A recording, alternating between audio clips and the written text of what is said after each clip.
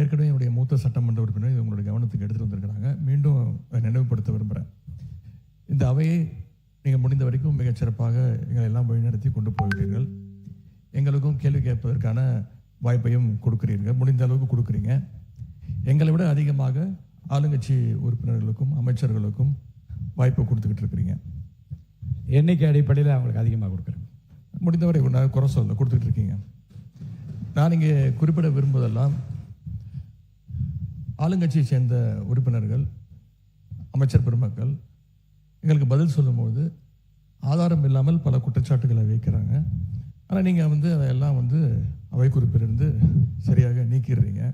இன்னும் சொல்ல போனால் சட்டமன்ற வரலாற்றிலே இதுதான் முதல் முறையாக எதிர்க்கட்சி உறுப்பினர்கள் பேசுவதை விட ஆளுங்கட்சி உறுப்பினர்கள், அமைச்சர் பெருமக்கள் பேசுவதையெல்லாம் நீங்கள் தான் முதலாக அவை குறிப்பிலிருந்து நிறைய எடுத்திருக்கிறீங்க. அந்த வரலாறு நீங்கள் படைச்சிருக்கிறீங்க. அதற்கு எங்களுடைய வாழ்த்துக்களை தெரிவிச்சுக்கிறோம்.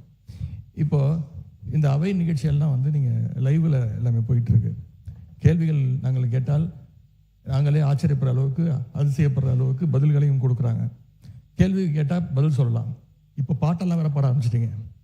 எங்களுக்கே சில நேரம் சட்டமன்றத்துக்கு வந்திருக்கோமா இல்லை இப்போ சூப்பர் சிங்கர் நிகழ்ச்சிக்கு வந்திருக்கோமா அப்படின்னு சந்தேகப்படுற அளவுக்கு இங்கே பாட்டு நிகழ்ச்சிகள்லாம் நடந்து கொண்டிருக்கிறது. நீங்கள் அவை குறிப்பிலேருந்து நீக்கிடுறீங்க. ஆனால் இதெல்லாம் நேரடி தொலைக்காட்சியில் போகும்போது இதெல்லாம் யூடியூப் சேனல்லையும் சோஷியல் மீடியாலையும் ரீல்ஸாக கட் செய்யப்பட்டு அதிகமாக ஷேர் செய்யப்படுகிறது. அதன் பிறகு நீங்கள் இதில் நீக்குவதிலே அர்த்தம் இல்லாமல் போய்விடுது. எனவே இதை மீண்டும் உங்களுடைய கவனத்திற்கு நான் கொண்டு வர விரும்புகிறேன். அதே மாதிரி இன்னொரு விஷயம், நேற்று முன்தினம் இந்த பேரவையில் பேசின நம்முடைய முதலமைச்சர் அவர்கள் தன்னுடைய டேபிளில் 3 ஃபைல்ஸ் இருப்பதாகவும் அந்த ஃபைல்ஸை அவர் திறந்து பார்க்க வச்சிடாதீங்க அப்படிங்கிற தோணியில் எங்களுடைய அரசை குற்றம் சாட்டுகின்ற வகையில் குறிப்பிட்டு பேசியிருக்கிறாரு. அந்த ஃபைல்ஸை நாங்கள் கேட்டுக்கொள்வது, தயவு செய்து அவர் திறந்து பார்க்க வேண்டும், அதன் மீது அவர் ஆக்ஷன் எடுக்க வேண்டும். எதற்காக பயப்படுறீங்க, எதற்காக காலம் தாழ்த்துறீங்க, இதையே 3 மாதமாக சொல்லிட்டு இருக்கிறீங்க. ஜோசியக்காரன் சொன்னால் தான் அந்த ஃபைல் திறந்து பார்ப்பீங்களா? நல்ல நேரம் அதை பார்த்துட்டு இருக்கீங்களா? மாண்புமிகு எதிர்க்கட்சி தலைவர்களுக்கு முதலமைச்சர் அன்றைக்கு பேசுகிற போது மாண்புமிகு பொதுப்பணித்துறை அமைச்சர் சொல்லுங்க. மாண்புமிகு பேரவைத் தலைவர்களே, நம்மளுடைய மூத்த உறுப்பினர் ஃபர்ஸ்ட் 2 நாளுக்கு முன்னாடி சொன்னார், நாங்கள் முதலமைச்சர் சொல்லும்போது நாங்கள் மிசாவையே பார்த்த இயக்கம்னு. நீங்கள் மிசாவையே பார்த்த இயக்கம் தான். ஆனால் மிசாவையே பார்த்த திமுக இயக்கத்தை தனி பெரும் கட்சியாக எங்களுடைய தலைவர் வெற்றி பெற்று இந்த தேர்தலில் தாவேக்கான என்னன்னு காமிச்சிருக்கோம். அதனால எங்களுக்கு எந்த பயமும் கிடையாது. எங்களுக்கு எந்த பயம் கிடையாது. ஒவ்வொரு தலையிலும், முக்கியமாக நெடுஞ்சாலை துறையிலும் சரி, முக்கியமாக பொதுப்பணி சரி, வெள்ளை வேறிக்கை வெளியிட்டு முதலமைச்சருடைய அலுவலகத்தில் அந்த ஃபைல் இருக்கு. கண்டிப்பாக ஆதாரத்துடன் சட்டப்படியான நடவடிக்கை எடுக்கப்படுங்கிறதா முதலமைச்சர் சொல்ல வந்தது. இதை யாரும் அவர் சொன்ன அர்த்தம் அன்னைக்கு அவைக்கு அவர் வரல. அது அவருடைய ப்ராப்ளம். அது அவைக்கு வராத பொழுது அவர் சொன்னார், மாண்புமிகு கொறடா சொன்னார், ஆதாரம் இருக்கா.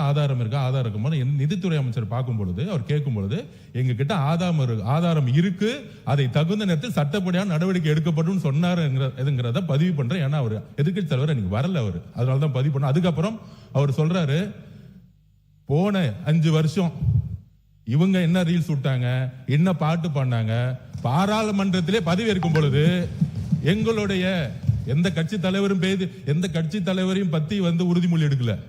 அவரை பத்தி பேசிதான் உறுதிமொழி எடுத்தாங்க. பாராளுமன்றத்திலேயே தமிழ்நாட்டுடைய புகழ் பெரியாரை பத்தியோ அண்ணாவை பத்தியோ பேசல. ஒவ்வொரு எம்பியும் போய் யாரை பத்தி பதவி பிரமாணம் பண்ணாங்கிறது மக்களுக்கு தெரியும். இந்த அவை உறுதியாக சொல்றோம், நீங்க 25 வருஷத்துக்கு மேல ஆட்சியில் இருக்கீங்க, ஏன் தைரியம் இருந்தா லைவ் போடல? நீங்க இது வரைக்கும் உங்ககிட்ட நேர்மையான வெளிப்படை தன்மையான சட்டமன்றத்தை நடத்தக்கூடிய தைரியம் திமுக இது வரைக்கும் இருந்தது இல்லை. முதல் முறையாக தமிழ்நாட்டு வரலாற்றிலேயே தமிழ்நாட்டுடைய மக்களாட்சியை நிலைநாட்டி, ஜனநாயகத்தை நிலைநாட்டி, நாங்கள் தவறு செய்தால் நீங்கள் சொல்லுங்கள் சொல்லக்கூடிய சபாநாயகியும் ஒரு ஆட்சியும் எங்களுடைய முதலமைச்சர் மக்களுடைய ஜனநாயகத்தை காப்பாற்றுவதற்காக லைவ் மக்கள் முன்னாடி தெரியுமா விட்டுருக்காரு. அதை நாங்கள் பதிவு பண்றோம். ஏன் ஏன் லைவ் இல்ல? 2021 உங்களுடைய தேர்தல் அறிக்கை என்ன இருந்துச்சு? 2021 திமுகவுடைய தேர்தல் அறிக்கையில் சட்டமன்றத்தை லைவ்ல கொண்டு வரணும் சொன்னீங்களே, ஏன் செய்யல? மாண்புமிகு நீர்வளத்துறை அமைச்சர்.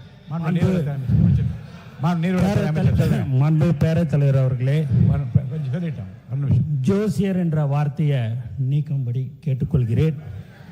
அதுக்கு அடுத்தபடியாக நேற்று மார்க்கெட்டில் ஒரு 70 வயசு முதியவர் சொன்ன ஒரு வார்த்தை என்னான்னு பார்த்தீங்கன்னா, இப்போல்லாம் நாங்கள் சீரியல்லாம் பார்க்குறதில்ல, லைவை அசம்பிளியில் சட்டசபையில் என்ன நடக்குதுன்றதை நான், என் மனைவி, என் பேத்தி முதல் கொண்டு அதை நாங்கள் காலேஜ் முடிச்சுட்டு வந்தால் கூட நாங்கள் இதை பார்த்துன்னு இருக்கிறோம்.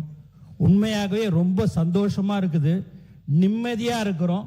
எங்களுக்கு எல்லாம் இருந்த பயம் எல்லாம் போய் இன்னைக்கு எதுவாக இருந்தாலும் எங்களுக்குன்னு ஒரு புள்ள இருக்கிறார் நம்மளுடைய முதலமைச்சர்ன்றத அவர் அந்த பெரியவர் சொன்னார். இது உண்மை சம்பவம். இதை நான் மாண்பு பேரவைத் தலைவர்களே, இவர்கிட்ட நான் அமைச்சர்கிட்ட காலையில் வந்த உடனே நான் இதை சொன்னேன்.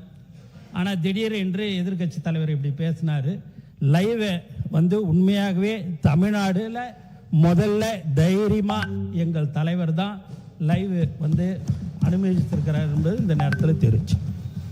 எதிர்கட்சி தலைவர் அவர்கள் பேசுகிற போது சூப்பர் சிங்கர் ஆகிவிட்டது எனக்கு இந்த சட்டசபை என்று சொல்வது கொஞ்சம் நீங்கள், ஏன்னா கருத்துக்களை சொல்லுகிற போது பாட்டு பாட விரும்புகின்றவர்கள் அந்த கருத்தை ஒட்டி பாடுவதில் எந்த தவறு இருப்பதாக தெரியவில்லை. அது சூப்பர் சிங்கர் என்கிற அந்த வார்த்தை அவசியமா என்று. இன்னொன்று, மாண்புமிகு உட்காருங்களேன், உட்காந்துக்கோங்க. மாண்புமிகு முதலமைச்சரை பற்றி நீங்கள் சொல்லுகிற போது ஜோசியக்காரரை கேட்டு செய்கிறார் என்று கேட்கின்றீர்கள்.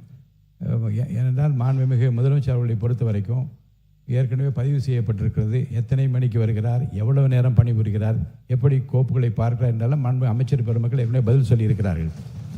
இதில் நீங்கள் யாரை அவர் கன்சல்ட் செய்கிறார் என்றால், யாரையும் கன்சல்ட் செய்யாமலே சுயமாகவே தன்னுடைய அறிவாற்றலால் முடிவெடுக்கிற திறமை அவருக்கு இருக்கிறது என்பதை 3 மாத காலத்தில் எல்லாரும் பார்த்து கொண்டிருக்கிறார்கள். இன்னொன்று, கோப்புகளிடம் தயாராக இருக்கிறது என்றால் அவருடைய ஆய்வில் இருக்கிறது என்று அர்த்தம். எந்த நேரத்தில் எந்த நடவடிக்கை எடுக்க வேண்டும் என்பதை பற்றி மாண்புமிகு முதலமைச்சர் இன் consultation with honourable ministers of the department அந்தந்த துறை சார்ந்த அமைச்சர்களோடு கலந்து ஆலோசித்து முன்னாலே வைக்கிற கோப்புகளை முழுவதுமாக நான் ஆராய்ந்து கொண்டு இருக்கிறேன் என்று தான் சொன்னாரே தவிர அதை எடுக்க வேண்டும் என்று நீங்கள் ஒரு சேலஞ்சாக எடுத்து, அதை ஒரு சவாலாக அதை உட்காருங்க பதில் சொல்ல வேணாம். மாண்பு உறுப்பினர் ஆசிரியர் உட்காருங்க. அதை ஒரு சேலஞ்சாக நீங்கள் ஒரு சவால் விடுப்பது போல் அதை எடுத்துக்கொள்ளக்கூடாது என்று நான் உங்களை கேட்டுக்கொள்ள. மாண்பு எதிர்க்கட்சி தலைவர் பேசலாம். பேரவைத் தலைவர், மாண்புமிகு சட்டத்துறை அமைச்சர் சொல்லுங்க. மாண்புமிகு பேரவைத் தலைவர் அவர்களே, மாண்புமிகு பேரவைத் தலைவர் அவர்களே, ஜோசியம்னு சொன்னாரு. ஜோசியம் பார்த்து மஞ்சள் துண்டு போட்டதெல்லாம் ஆல்ரெடி தமிழ்நாடு பார்த்துருச்சு. ஜோசியம் பார்த்து மஞ்சள் துண்டு போட்டதெல்லாம் தமிழ்நாடு ஆல்ரெடி பார்த்துருச்சு. அதனால எதை செய்தாலும் வெளிப்படையாக எந்த ஒளிவரங்களும் செய்ய தெரியும், எதை எப்போ எடுக்கணும் என்னன்னு தெரியும். எல்லா துறைகளிலும் எப்பெல்லாம் சட்டப்பூர்வமான நடவடிக்கை எடுக்கப்பட்டு வருது எல்லா துறையிலும் எடுத்துட்டு வருது. எல்லா துறைகளிலும் அந்தந்த துறையில எங்கெங்கெல்லாம் வயலேஷன் இருக்கோ, எங்கெங்கெல்லாம் விதிமீறல் இருக்கோ, அதுக்கான சட்டப்பூர்வம் நடக்கிற வழக்குகள்லாம் பதிவு செய்யப்பட்டு தான் வருது. அதனால நாங்க ஏற்கனவே இந்த ஜோசியம் பார்த்து மஞ்சள் துண்டி பார்த்துட்டோம், எல்லாரையும் பார்த்துட்டோம். ரொம்ப எதிர்கட்சி தலைவர் அவர்கள், பேரவைத் தலைவர் அவர்களே, எதிர்கட்சி தலைவர் பேசும்போது நீங்க அவள் கட்சியை சார்ந்த ஒரு உட்காருங்க, அவங்க பேசுறாங்கல்ல எதிர்கட்சி தலைவர். பேரவைத் தலைவர்களே, இதைத்தான் நான் குறிப்பிட்டேன். நாங்கள் ஒரு கேள்வி கேட்டால் நாங்களே ஆச்சரியப்படுறவர்களுக்கு, நாங்களே அதிசயப்படுற அளவுக்கு நீங்கள் ஒரு பதில் சொல்கிறீங்கிறது இதைத்தான் நான் சொன்னேன். அதன் பிறகு ஜோசியக்காரன் அப்படின்னு சொல்கிறது தவறுன்னு சொல்கிறீங்க. நீங்கள் ஜோசியக்காரன்னு அப்பாயின்மெண்ட்டு நீக்கியிருக்கீங்க. ஜோசியங்கிற வார்த்தை ஒன்றும் ஜோசியக்காரங்கிறது தப்பான வார்த்தை கிடையாது. லைவ் திமுக ஆட்சியில் தான் முறையாக நாங்கள் தேர்தல் அறிக்கையில் சொன்னோம், கேள்வி நேரத்தை முதலையாக லைவாக ஒளிபரப்பு செய்தது நாங்கள். இப்போ இந்த கேள்வி நேரத்தையே எடுக்க முடியாத நிலைமையில தான் இன்னைக்கு இந்த அரசு நடந்துகிட்டு இருக்கு. இன்னொன்று, இந்த நீங்கள் லைவ் உட்காருங்க.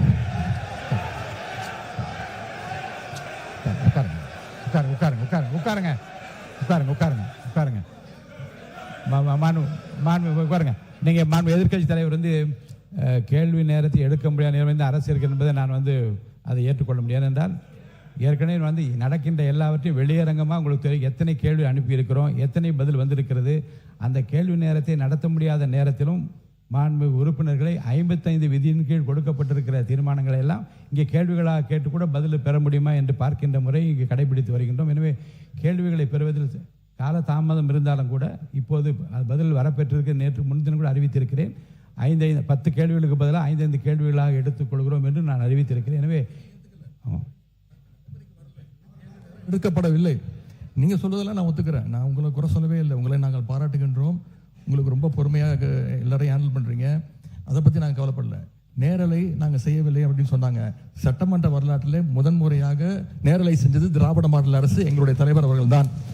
கேள்வி நேரம் ஒவ்வொரு நாளும் 1.5 மணி நேரம் 10 கேள்விகள் எடுக்கப்பட்டு அனைத்து எதிர்க்கட்சி தலைவர் அப்போ இருந்த அண்ணா திராவிட முன்னேற்ற கழக உறுப்பினர்கள் அத்தனை பேருக்கும் வாய்ப்பு கொடுத்தது எங்களுடைய தலைவர். அது லைவ் செய்யப்பட்டது. இப்போ நீங்க எல்லா நிகழ்ச்சியும் லைவ் பண்றீங்க. இந்த பிரச்சனையை தான் உங்ககிட்ட சொல்றேன். லைவ் பண்றதுனால என்னென்ன பிரச்சனைகள் வருது என்பதை உங்களோட கவனத்துக்கு கொண்டு வரேன். நீங்க அவை குறிப்பிலிருந்து நீக்கிறேன் நீங்க நீக்கிட்டே இருக்கீங்க. ஆனா எல்லாமே அங்க வந்து ரீல்ஸாக மாற்றப்பட்டு அங்க போய் கொண்டிருக்கிறது. ஏற்கனவே மாண்புமிகு எதிர்க்கட்சி தலைவர்கள் இது குறித்து வெளியிலே இருக்கக்கூடிய நீங்கள் என்ன உங்கள் தலைவை கட்டுப்படுறீங்களா? நீங்கள் பிடிக்கிறீங்க? நீங்கள் எதுக்கு பேசுறீங்க? நீங்கள் ஏன் பேசுறீங்க? நீங்கள் மாண்புமிகு எதிர்க்கட்சி தலைவர் சொன்ன கருத்துக்கு ஏற்கனவே திராவிட முன்னேற்ற கழகத்தின் சார்பில் ஒரு மீடியா வந்து இங்கே நீக்கப்பட்டதை வைத்து அவர்கள் சித்திரம் வெளியிட்டுக் கொண்டிருக்கின்றார்கள். அதை பற்றி உரிமை குழுக்கு அனுப்ப வேண்டும் என்று ஒரு கடிதம் கூட நீங்கள் கொடுத்திருக்கின்றீர்கள். அப்படி நீக்கப்பட்ட பிரச்சனை குறித்து எந்தெந்த மீடியாவில் வந்திருக்கிறதோ நீங்கள் கவனத்துக்கு கொண்டு வாருங்கள். அவர் மீது உரிமை குழு நிச்சயமாக அனுப்பி நடக்க வேண்டிய போய் இந்த அவையின் சார்பாக நான் தெரிவித்துக் கொள்கிறேன். அதன் பிறகு இந்த முதலமைச்சர் சொன்னது அந்த 3 ஃபைல்கள் இருக்கு. நான் எதுவும் சேலஞ்ச் எல்லாம் பண்ணல. நான் ஓப்பன் சேலஞ்சே பண்றேன். முதலமைச்சர் அவர்கள் தொடர்ந்து பார்க்கட்டும். யார் மீது நடவடிக்கை எடுக்க உண்மையாக குற்றச்சாட்டு ஆதாரத்தோடு இருந்தால் அவர் நடவடிக்கை எடுக்கட்டும். எனவே சினிமாவில் பஞ்ச் டைலாக் பேசுறதெல்லாம் இந்த சட்டமன்றத்தில் பேசல. நீங்க அப்படி பஞ்ச் டைலாக் இல்ல நீங்க இதுங்க நான் என்ன சொல்றேன், நீங்க பேரவைத் தலைவர் இல்ல பாருங்க கருத்து இல்ல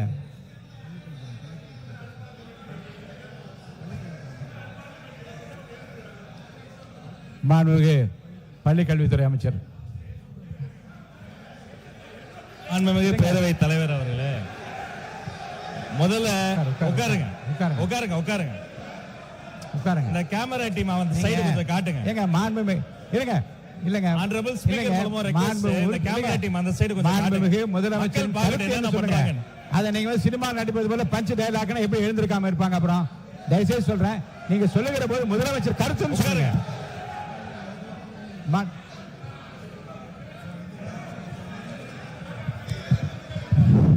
உட்காருங்க. நீங்க எங்க வரீங்க? நீங்க போங்க உள்ள இடத்துக்கு. நீங்க போங்க பதில். நீங்க போங்க முதல்ல. மாண்புமிகு உறுப்பினர் கொஞ்சம் அமருங்க. எல்லாம் அமருங்க. இருங்க. நீங்க அமருங்க. எல்லாம் அமருங்க.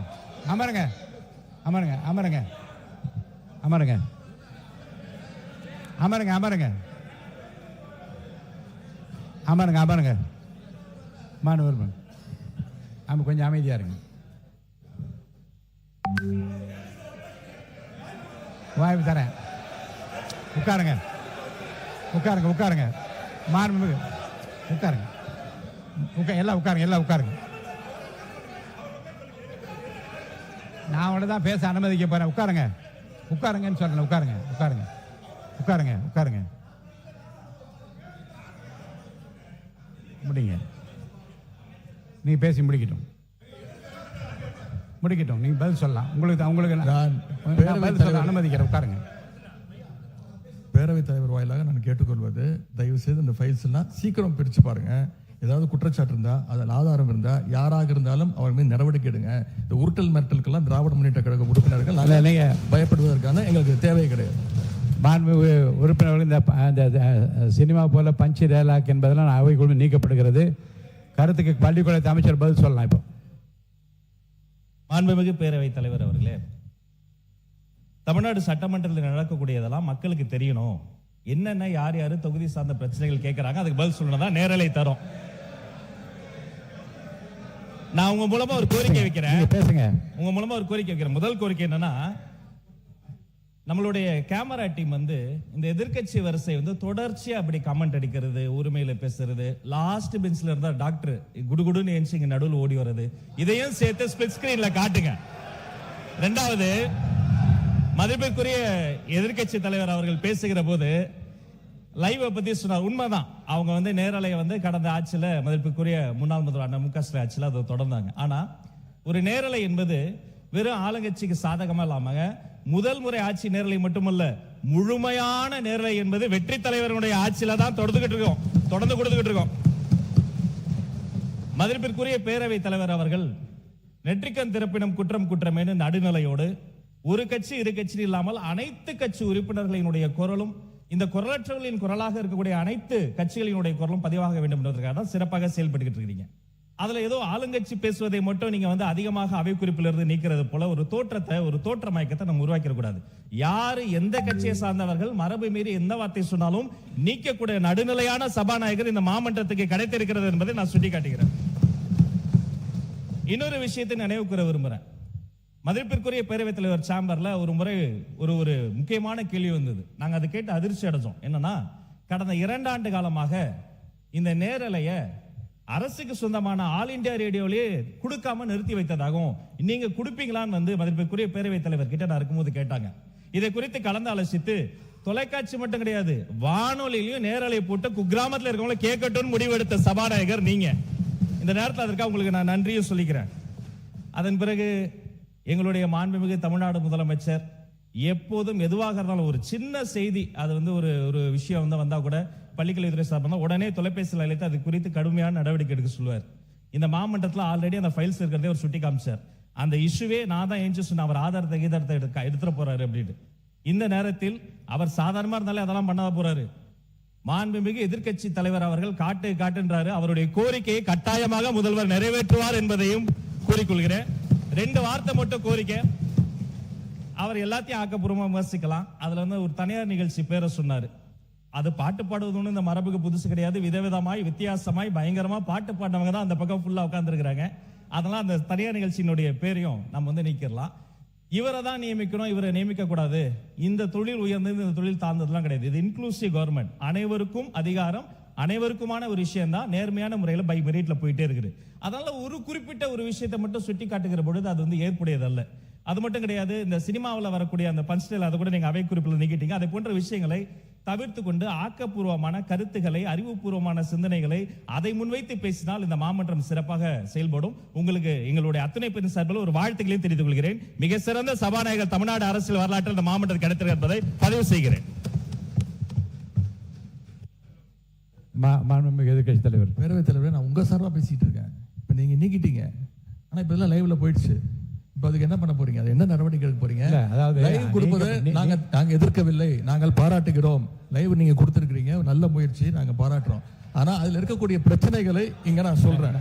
நீங்க அவை குறிப்பில் நீக்கிறீங்கன்னு சொல்றீங்க. நீங்க எவ்வளவு நீக்கினாலும் அந்த சோசியல் மீடியால ட்ரெண்ட் ஆகிட்டு இருக்கு, வைரலா போயிட்டு இருக்கு. அதான் உங்களுடைய கவனம். எதிர்க்கட்சி தலைவர் சொல்ல விரும்புகிற கருத்து குற்றச்சாட்டுகளை எந்த பக்கத்திலிருந்து வைத்தாலும், அது முன்னாள் ஆண்டவர்களாக இருந்தாலும் சரி, இப்போது ஆள்கின்ற இடத்தில் இருந்தாலும், ஆதாரபூர்வமான கருத்துக்களை சொல்வதன் மூலமாகத்தான் இந்த சபையிலே சில குறைந்தபட்ச மாண்பினை நாம் காப்பாற்ற முடியும் என்பதையும் கருத்திலே கொண்டு, அப்படி ஆதாரம் இல்லாமல் சொல்லுகிற போது நான் உடனே நீக்க வேண்டும் என்பது ஒரு நியாயமான மரபு. அதன்படி நான் நீக்குகிறேன். ஆனால் அதை எடுத்து பல்வேறு மீடியாக்களிலே வெளியிடுவார்கள். ஆனால் இப்போ எனக்கு கவனத்துக்கு கொண்டு வரப்பட்டிருக்கிற 1-2 செய்திகளின் அதை ஆய்வு எடுத்துக்கொண்டு அதை உரிமை கொடுக்க நான் அனுப்ப இருக்கிறேன். இனி வருங்காலத்திலும் நீக்குவது என்பது என்னுடைய தனிப்பட்ட உரிமை. இந்த அவையினுடைய மாண்பை நான் காப்பாற்றியாக வேண்டும். நீக்காமல் பேச முயற்சிப்பதும் ஆதாரங்கள் இல்லாமல் பேசாமல் இருப்பதும் நல்லது. ஏன்னால் ஆதாரங்களை வைத்துக்கொண்டு தான் இருதரப்பினரும் பேச வேண்டும் என்று நான் விரும்புகின்றேன். என் மக்களும் அதைத்தான் விரும்புவார்கள். போகிற போக்கிலே அள்ளி தெளித்து விட்டு போகிற இடமல்ல இது. அது வெளி அரசியல் மேடைகளிலே பேசக்கூடிய பேச்சும் அல்ல இங்கே இது. இங்கே பேசுகிற போது நம்முடைய அவனுடைய கண்ணியத்தையும் காப்பாற்ற வேண்டும். இந்த தமிழ்நாட்டு மக்கள் எதை நம்பி இந்த பொறுப்பை நம்ம ஒப்படைத்து இங்கே அனுப்பியிருக்கின்றார்களோ அவருடைய எதிர்பார்ப்பை நிறைவேற்றுகிற விதத்தில் நம்முடைய பேச்சு அமைய வேண்டும். அந்த வகையில் எதிர்காலத்தில் நீங்கள் சொன்னது போல எல்லா பேச்சுக்களையும் நீக்குவது என்பது என்னுடைய நோக்கம் அல்ல. ஆனால் அவைக்கு உதவாத, மக்களுக்கு பயன் தராத, நம்முடைய பண்பாட்டிற்கு உதவாத, இந்த அவருடைய மாண்பை குறைக்கக்கூடிய எந்த விஷயங்களாக இருந்தாலும் அதை நிச்சயமாக நான் அவை குறிப்பிலிருந்து நீக்குவேன். பேசுகிற போது அந்த கண்ணியத்தை அனைத்து உறுப்பினர்களும் காப்பாற்ற வேண்டும் என்று நான் உங்களை அன்போடு கேட்டுக்கொண்டு, 4 மானிய கோரிக்கைகள் மேலே இருக்கிறது, 2 மணிக்குள்ளாக முடிக்க வேண்டும் என்று சொல்லியிருக்கின்றீர்கள். இந்த விஷயத்தை இப்போது பேசிய இல்லை